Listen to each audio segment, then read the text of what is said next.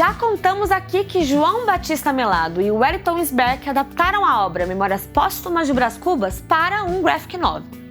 Já falamos também de algumas características do graphic novel ou romance gráfico. Mas vamos entender melhor o que diferencia um graphic novel, por exemplo, de uma HQ, de charge, de cartoon e tirinhas. Você sabe qual é a diferença entre elas? Vamos começar com graphic novel, o formato dessa obra de hoje. Como dissemos no outro vídeo, estamos falando de uma história em quadrinhos mais longa e sofisticada, que costuma apresentar uma excelente impressão e uma excelente qualidade no papel, com um processo de edição refinado, com enredos mais elaborados, personagens mais complexos e venda em livrarias e não em bancas de jornal, por exemplo. Charges, por sua vez, são histórias mais curtas, até 4 quadrinhos, de caráter sintético e geralmente humorístico, que costumam ser publicadas na internet ou em jornais diários.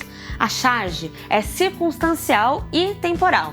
Aliás, ela costuma satirizar fatos atuais que são divulgados nos veículos de comunicação, estabelecendo uma relação intertextual com a notícia original. Existem diversos exemplos de charge, como as que eram publicadas pelo jornal O Pasquim, ou a polêmica charge do jornal francês Charlie Hebdo, que foi motivo para ataques terroristas na sede da publicação, as charges feitas ao vivo durante o programa de entrevistas Roda Viva da TV Cultura, entre outras.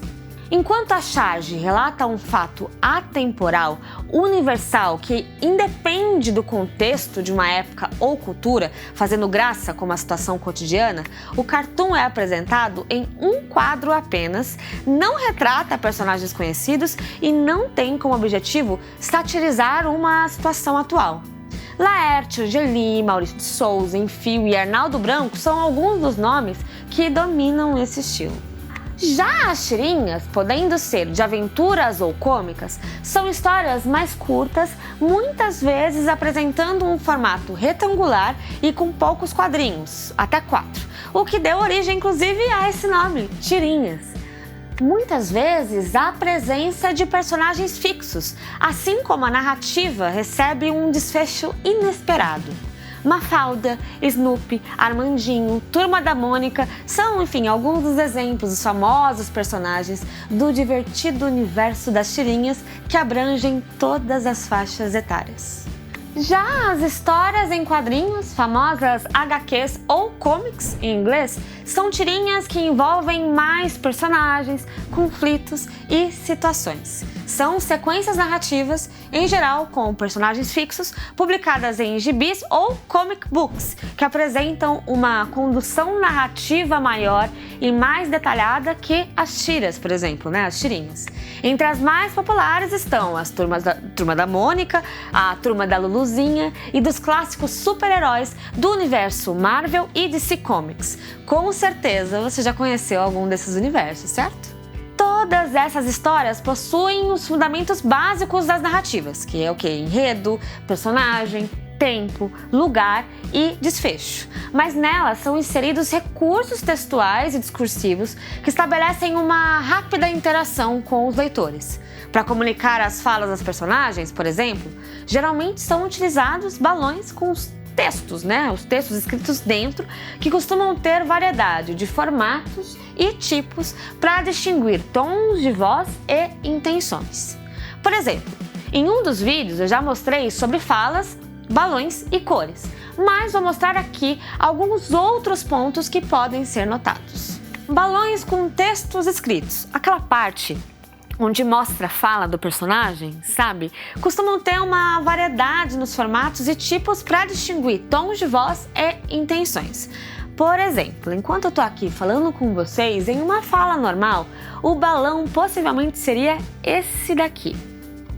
Agora vocês estão ouvindo os meus pensamentos e que bom que eu não tô pensando em nenhum segredo meu, como daquela vez que... E já que sou o narrador, é melhor mesmo cortar este vídeo antes que minha personagem entregue seus maiores segredos. Outros recursos que costumam ser utilizados são as expressões fisionômicas dos personagens, sabe?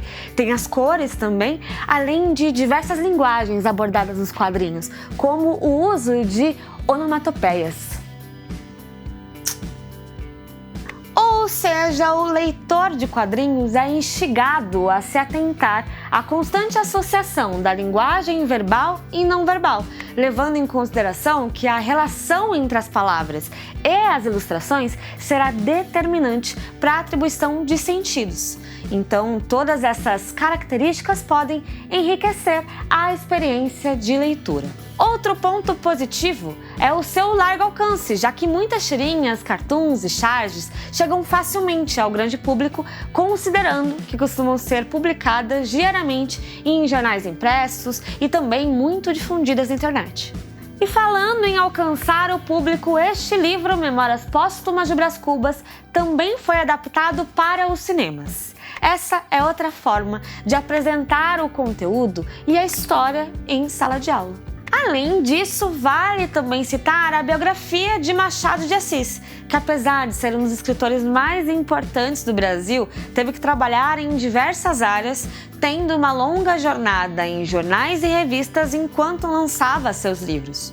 E como possibilidade de abertura de debate, também é importante lembrar que, neto de escravos libertos, Machado enfrentou toda essa trajetória sendo um homem negro.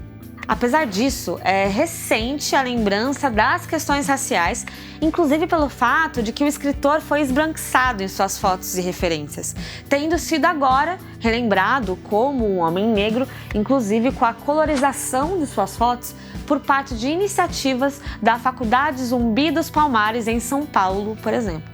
Ou seja, levando tudo isso em consideração, são grandes as possibilidades de assuntos, referências e conteúdos a serem trabalhados em sala de aula.